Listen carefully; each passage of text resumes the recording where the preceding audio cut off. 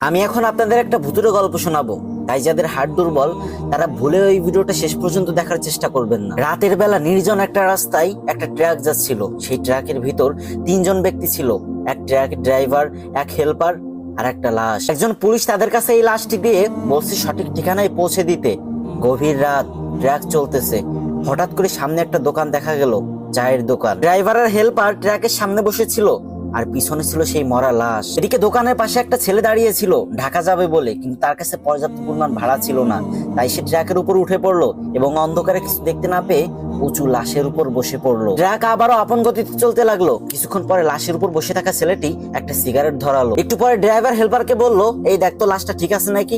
তারপর যখন হেল্পার পিছনের দিকে তাকালো তখন সে দেখতে পেলো অন্ধকারে বিড়ির আগুন উঠানামা করতেছে। এটা দেখে তো হেল্পারের মাথা ঘুরে গেল আর ড্রাইভারকে বলতে লাগলো, উস্তাদ গাড়ি থামান, দেখেন লাশে উঠে বয়ে বয়ে বিড়ি টানতেছে। ড্রাইভার পিছনে তাকিয়ে দেখে ঘটনা সত্য।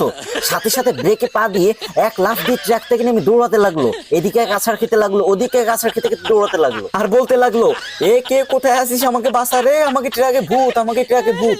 কথা কি ক্লিয়ার না বেজাল? আর এইটা শুনে তো ট্রাকের লাশের উপর যে ছেলেটা বসেছিল তার তো মাথা ঠিক নাই, সে তো ভয় একদম শেষ।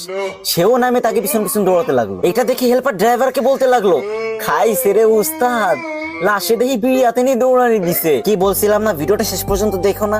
এই পারভেজ ভাই তোমাদের ভয় দিতে চায় না, সে চাই দিন শেষে তোমরা যেন একটু হাসতে পারো মন খুলে। যদি ভিডিওটা দেখে তোমার একটু ভালো লেগে থাকে তাহলে একটা শেয়ার করে একটা কমেন্ট করে যাও। কথা দিচ্ছি পরবর্তীতে এর থেকে ভালো ভালো গল্প নিয়ে তোমাদের মাঝে আসবো।